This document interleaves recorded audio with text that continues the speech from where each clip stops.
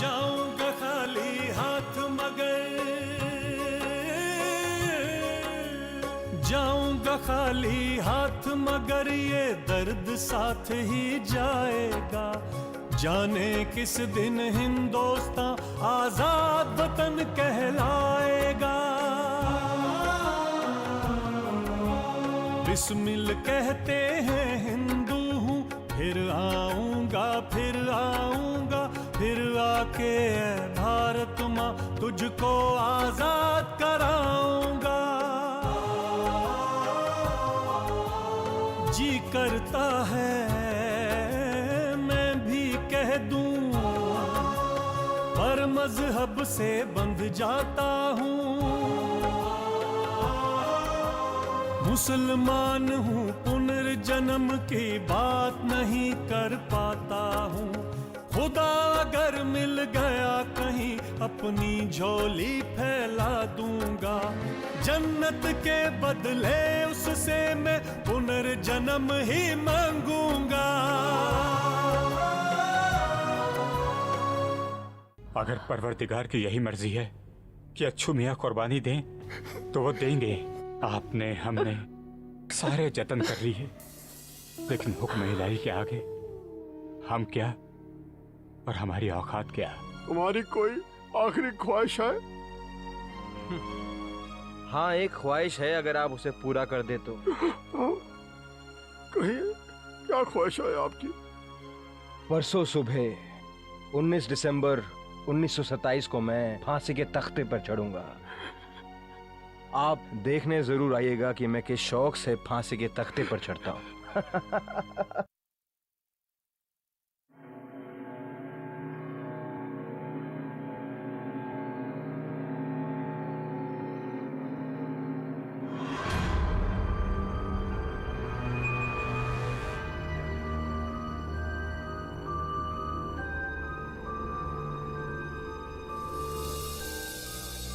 साहब, चंद्र भानु जी आए हैं। चंद्र भानु को? हाँ जी। और इस वक्त? हाँ जी। भेज दो। नमस्कार सर। चंद्र भानु को इस वक्त अचानक तशरीफ रखिए। तुम जाओ जरा चाय लेकर आओ, सर में दर्द हो रहा है। सब ठीक तो है ना भाई? सर, एक अजीब सी खबर सुनने में आई है। एक अजीब सी खबर? सर, गोंडा की खबर सुनी है आपने? गोंडा की खबर? क्या खबर है? गोंडा जेल में आज जो कुछ हुआ। गोंडा जेल में? यानी राजेंद्र नाथ लाहिड़ी? अब क्यों पहेलियां बुझा रहे हो? साफ साफ कहो, क्या हुआ गोंडा जेल में? राजेंद्र नाथ लाहिड़ी को आज सुबह ही फांसी दे दी गई सर। चंद्र भानु, ये क्या कह रहे हो? आज 17 दिसंबर है। काकोरी कांड के सभी सजाए मौत के चारों मुलजमीन को तो 19 दिसंबर को फांसी दी जानी है। फिर ये कैसे मुमकिन है? सर, गोंडा से मेरे एक दोस्त का तारा है जिससे मुझे खबर पता चली, लेकिन ये तो हद होगी सर। मतलब ऐसे में लाहिड़ी जी के रिश्तेदार, उनके वकील, उनके अपने कोई नहीं थे और उनको फांसी दे दी गई चुपचाप। पता लगाना होगा, कहीं अफवाह ना हो। पर ऐसा हो ही नहीं सकता, क्योंकि अदालत के फैसले के मुताबिक फांसी के लिए 19 दिसंबर 1927 की तारीख तय की गई है। सर, मुझे जो खबर मिली थी मैंने आपको दे दी। अब मैं चलूं? नमस्कार।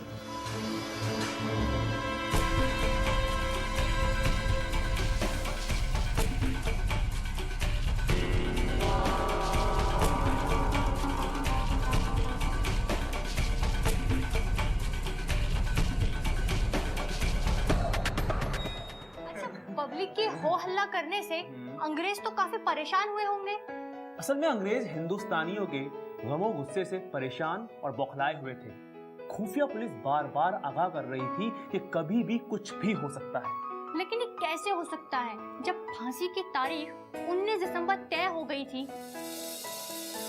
तो किसी को मुकर्रर तारीख से पहले फांसी कैसे दी जा सकती है? अंग्रेजों को जुल्म के अलावा और आता ही क्या था। इस तरह की हरकत वो कई बार कर चुके थे। बिल्कुल ऐसा ही उन्होंने भगत सिंह, सुखदेव और राजगुरु के वक्त किया था। ये तो तुम्हें याद ही होगा। इसीलिए तो दुनिया उनसे नफरत करती है। इंसानियत का गला घोट कर कुछ भी किया जा सकता है, लेकिन अपने आप को एक अच्छा इंसान नहीं कहलवाया जा सकता। लेकिन कोई तो वजह रही होगी कि राजेंद्र नाथ लाहिड़ी को 17 दिसंबर को फांसी दी गई, जबकि बाकी तीनों को 19 दिसंबर को फांसी हुई। असल में बाकी जेलों पर कड़ा पहरा था, जबकि गोंडा जेल का मामला थोड़ा कमजोर था। मनमोहन गुप्त और उनके बाकी साथियों के बीच लिखी गई चिट्ठियां खुफिया पुलिस के हाथ लग गई थी, जिसमें फांसी से एक दिन पहले राजेंद्र नाथ लाहिड़ी को जेल से बाहर निकालने की बात सामने आई थी। इतना तो अंग्रेजों के लिए बहुत था, उन्हें तो सिर्फ बहाना चाहिए था। लेकिन इस पर लोगों का रिएक्शन तो हुआ ही होगा। खूब रिएक्शन हुआ। जनता का गुस्सा उबाल पर था। पूरे गोंडा को सैनिक छावनी बना दिया गया था। बताओ भला, अदालत ने एक नौजवान की उम्र पहले ही आधी कर दी थी और अंग्रेज हुक्मरानों ने उसमें भी 2 दिन कम कर दिए। ये तो यार सरासर ज्यादती थी। हाँ यार, ज्यादती तो थी। और सुनो, फांसी से पहले अशफाक के पास एक खत आया।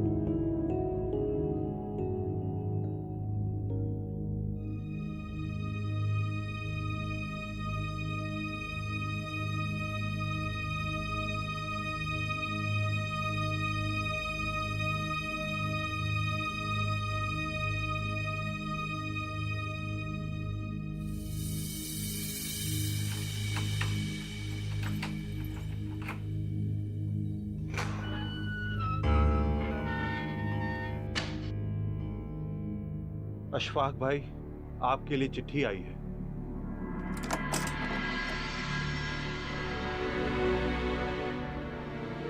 पहले इस रजिस्टर पे वसूली आबिद के दस्तखत कर दीजिए। लीजिए, यहां इस तरफ। शुक्रिया। किसकी चिट्ठी है? हमको किसने याद किया? आपके किसी खासुल खास का है? अच्छा अच्छा अच्छा। वैसे एक बात कहूं अशफाक मियां, काफी दिनों से आप कुछ परेशान से लग रहे हैं। आपने खाना पीना भी छोड़ दिया है। वैसे ये तो आप जैसा बहादुर है जो इतनी बड़ी बात को झेल रहा है। हम जैसा होता तो सोच सोच के ही मर जाता। ना ना, आप बिल्कुल गलत समझ रहे हैं वार्डन साहब। हम मौत या फांसी के डर से परेशान नहीं हो रहे हैं, बल्कि हमने खाना पीना इसलिए कम कर दिया है ताकि हमें नींद कम आए और हम इबादत ज्यादा कर सकें। जाने क्यों ज्यादा खाने से नींद आ जाती है। अब कम से कम हमें हमारे मुंह पे तो डरपोक ना कहिए। हमें इज्जत से मरने दीजिए। कैसी बातें करते हैं अशफाक मियां।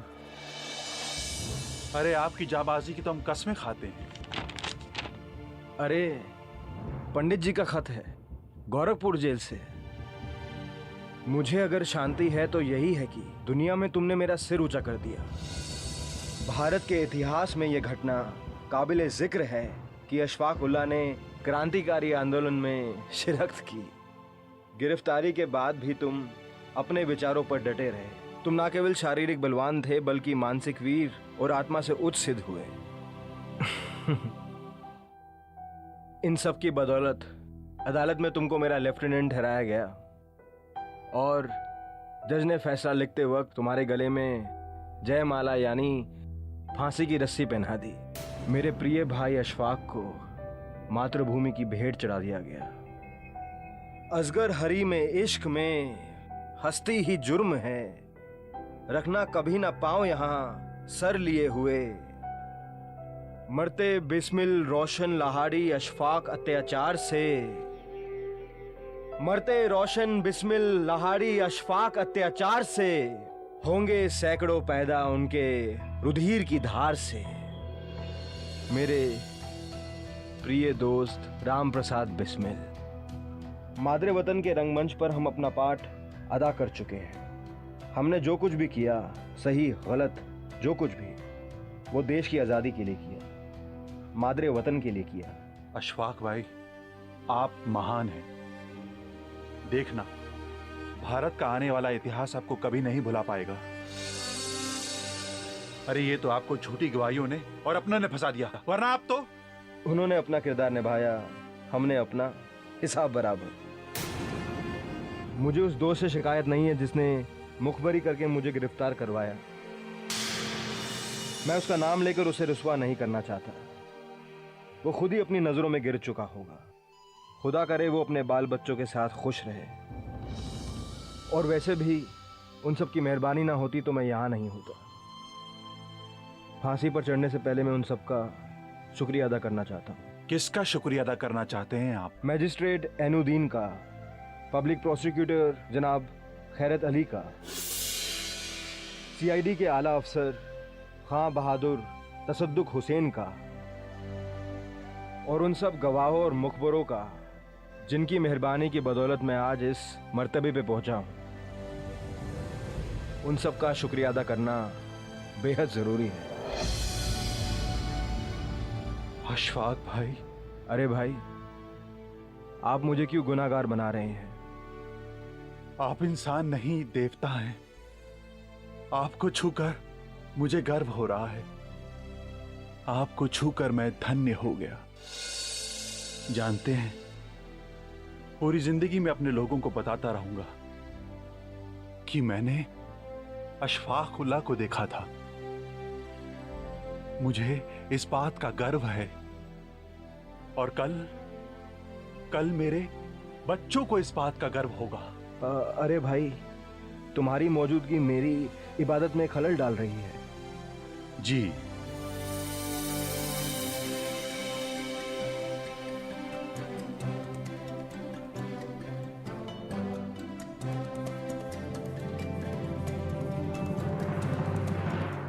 इसका मतलब अशफाक उल्लाह आखिरी दिनों में काफी मजहबी हो गए थे। हाँ, तुम सही कहती हो। अशरफ, कल मुझे काकोरी कांड के मुकदमे के उस जमाने के अखबारों में छपे हुए आर्टिकल्स की रोशनी में एक लेख पढ़ने के लिए मिला। तो लाया क्यों नहीं यार? अरे यार, भूल गया, कल लेता आऊंगा। अच्छा, छपा क्या था उसके अंदर? मतलब किस एंगल से छपा हुआ था? इसमें जो अहम बात थी वो ये कि इतनी लंबी म्याद तक चले उनके मुकदमे में किसी तरह की कोई घटिया बात नहीं हुई और क्रांतिकारियों का बड़प्पन भी बना रहा। हाँ यार, ये बात बहुत अहम है कि इन क्रांतिकारियों को झूठी गवाहियों के जरिए फंसाया गया, लेकिन इन्होंने ना तो कभी झूठे गवाहों को और ना ही किसी पुलिस के अफसरान को, ना तो कभी कोई गाली बकी और ना ही कभी मरने या मरवाने का कोई मंसूबा बनाया। बिस्मिल और अशफाक ने जेल से आखिरी दिनों एक संदेश भी बाहर भेजा था। हाँ, उन्होंने नौजवानों को समझाया था कि हम मरने वाले काकोरी के मुल्जिमों के लिए आप लोग एक होकर और मिलकर नौकरशाही से मुकाबला कीजिएगा। उन्होंने ये भी लिखा कि जज और अदालत हमें कातिल, जालिम और मानव कलंक कह रहे हैं, और जलियांवाला बाग में जो उन्होंने किया था उस पर वो बिल्कुल भी शर्मिंदा नहीं है। हाँ, ये लोग सचमुच सुलझे हुए और सोबर थे। इनकी कुर्बानियों को हम सब भुलाते जा रहे हैं। अब अशरफ कुछ लिखे तो इनका जिक्र हो और कुछ बात बने। मैं अपनी रिसर्च छपवाने की पूरी कोशिश करूंगा, लेकिन एक बड़ी अहम बात सुनो। अशफाक उल्लाह ने फांसी से पहले अपने घर वालों को एक खत लिखा।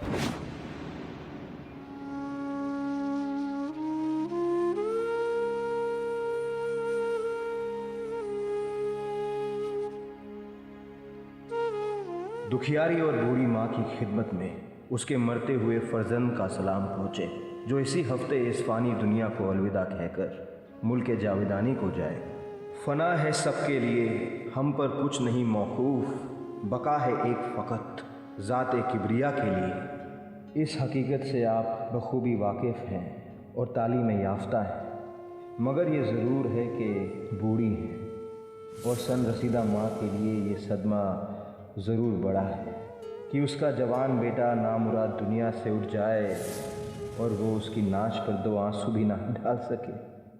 मगर ये तो बताओ, ये हुक्म किसका है? क्या कोई मुझे उसके हुक्म के बगैर मार सकता है? उसने रोज़ अज़ल से ऐसा ही लिखा था कि अशफाक, तुमको फांसी पर मरना है, और जब तू मरेगा तो कोई तेरे पास तेरे अजीज़ों में से ना होगा। बस हुक्म खुदाबंदी पूरा होकर रहेगा। मैं एक पुरसुकून मौत मर रहा हूँ। हुक्म खुदा ऐसा ही था और वो अटल है, होकर रहेगा। मौत सबके लिए है और सब मरेंगे। सब दुनियावी तकलीफ़ें, मादी बंदिशें, सब पीर के रोज़ ख़त्म हो जाएंगी और मेरी रूह आज़ाद हो जाएगी। अब दूसरी मंजिल सामने है, देखिए वहाँ कैसे गुजरती है। मेरी प्यारी माँ, खुदा ने मुझको आपके शिकम से पैदा किया। मेरी पैदाइश पर शुक्राने अदा किए गए थे। आपने इस सिले में खुदा को क्या दिया कि उसने आपको एक इंसान की शक्ल में औलाद दी। आप मेरे बारे में सबको यही कहती थी कि खुदा का बंदा है, खुदा ने दिया है, मैं उसकी अमानत हूँ और आप अमानतदार हैं। ये अमानत आपके पास इतने दिनों के लिए ही थी जो अब आपसे वापस ली जा रही है। फिर ऐसे में आपको क्या हक है कि आप रद्दो कदा करें? तुम भी जानती थी और मुझे भी मालूम था कि हम तुम सब मरेंगे, कोई आगे कोई पीछे। अगर मरना ना होता तो ज़िंदगी का फ़ायदा ही क्या था? अगर रात ना हो तो दिन की लज्जत ही क्या? बस खुशकिस्मत है वो जिसने अच्छी बातें कबूल की और बुराइयों से परहेज़ किया, गफलत पर होशियारी को तरजीह दी और अपने फ़राइज़ की अदायगी की। आज मौत के सामने बैठा हुआ अशफाक कुछ ख्वाहिश नहीं रखता। बेशक अल्लाह सब्र करने वालों के साथ है। आपका सब्र करना, कलमा व दरूद पढ़ना और बख्शना मेरे लिए कुछ सुदमंद साबित हो जाए। बस मेरी अच्छी माँ, मेरी ख़ताएँ माफ़ फरमा कर मशगूल दुआ हो जाओ। उसकी मर्ज़ी यही थी, मुझसे आपको दुख पहुँचा, आपका बुढ़ापा बर्बाद हो गया। कैसे मज़े की बात है कि मैं अपने कलम से अपनी मौत की खबर आपको पहुँचा रहा हूँ। मैं कोशिश करूँगा कि ये ख़त तुमको मेरी मौत से पहले मिल जाए, ताकि तुम्हारे दुख में कमी हो जाए और तुम सोच सको कि मरने वाला क्या बात है कि मरते हुए भी मुतमईन और खुश है। उसकी शान निराली, उसकी अदा अनोखी। जो कुछ हुआ और जो होगा और जो हो रहा है उसकी मर्ज़ी से हो रहा है और होगा। कौन है जो उसके हुक्म से बाहर जा सके? अब ज़्यादा क्या लिखा। खुदा तुम सबको सब्र जमील अता फरमाए और मुझ गुनाहगार को जवार रहमत में जगा दे। फ़क़्त अशफाक़ उल्लाह खान।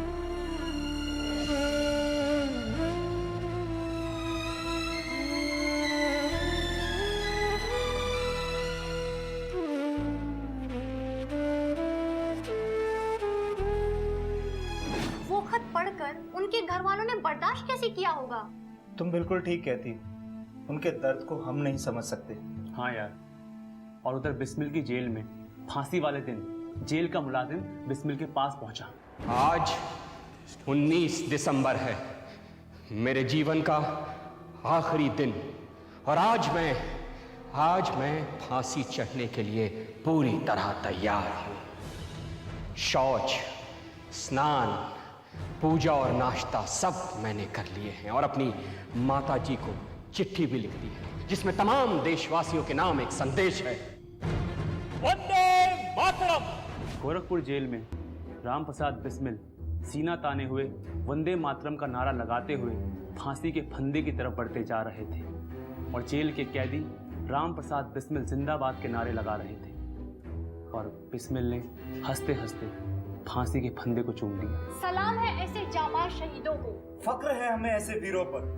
उधर इलाहाबाद जेल में ठाकुर रोशन सिंह को लेने के लिए जेलर साहब खुद गए, और रोशन सिंह ओम ओम वंदे मातरम का नारा लगाते हुए आगे बढ़े जा रहे थे, और उस जेल के कैदी भी रोशन सिंह जिंदाबाद के नारे लगाए जा रहे थे, और ये जाबाज भी हंसते हंसते देश के ऊपर कुर्बान हो गया।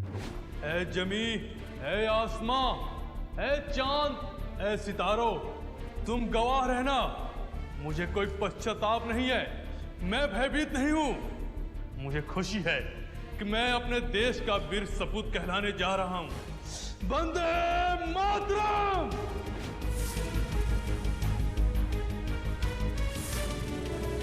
सब एक से बढ़कर एक जिगर वाले थे और अशफाक उल्ला खां उन सब से 4 कदम आगे थे। फांसी के दिन वाली सुबह अशफाक उल्ला खां का वार्डन उनसे बोला,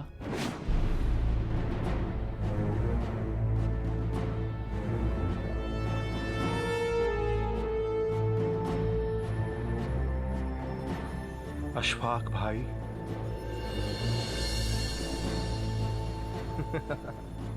अरे भाई कहते क्यों नहीं? अशफाक भाई उठो, आपका वक्त पूरा हुआ। अरे खुश होकर खबर सुनाओ, ये मौका मायूसी का नहीं, ये वो लम्हा है जब हमें वतन के लिए शहादत का जाम पीना है। बिस्मिल्लाहिर्रहमानिर्रहीम, लब्बैक अल्लाहुम्मा लब्बैक, लब्बैक ला शरीका लका लब्बैक।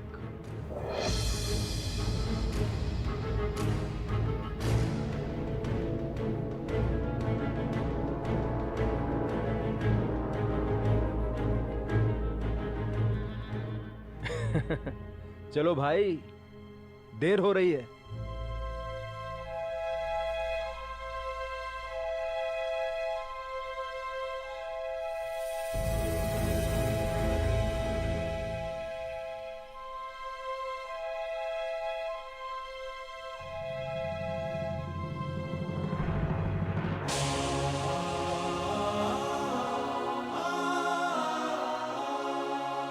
जाऊंगा खाली हाथ मगर, जाऊंगा खाली हाथ मगर ये दर्द साथ ही जाएगा। जाने किस दिन हिंदुस्तां आजाद वतन कहलाएगा। बिस्मिल कहते हैं हिंदू हूँ, फिर आऊंगा फिर आऊंगा, फिर आके भारत माँ तुझको आजाद कराऊंगा। जी करता है मैं भी कह दूं, पर मजहब से बंध जाता हूँ।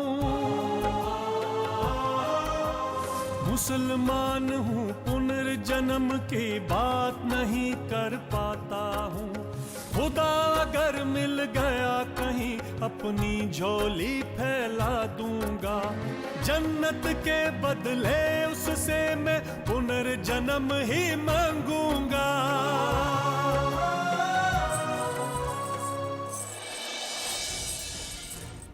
Move of chair.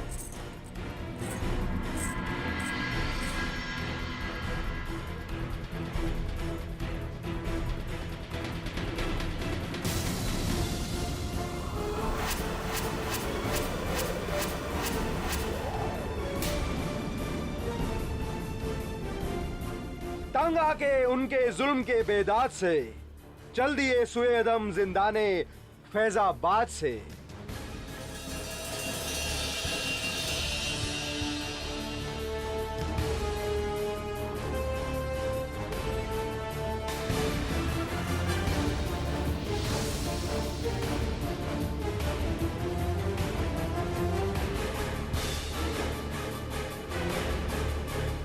Vande Mataram, Vande Mataram, मातरम। सरफरोशी की तमन्ना अब हमारे दिल में है। मेरे हाथ इंसानी खून से कभी नहीं रंगे। मेरे ऊपर जो भी इल्जाम लगाए गए हैं वो सब गलत हैं। खुदा के यहाँ मेरा इंसाफ होगा। बाजुए कातिल में है, वक्त आने दे बता देंगे तुझे ऐ आसमां। वक्त आने दे बता तुझे आसमां।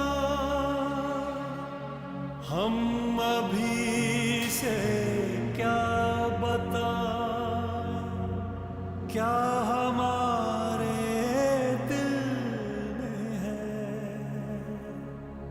सरफरोशी की तमन्ना अब हमारे दिल में है। सरफरोशी की तमन्ना अब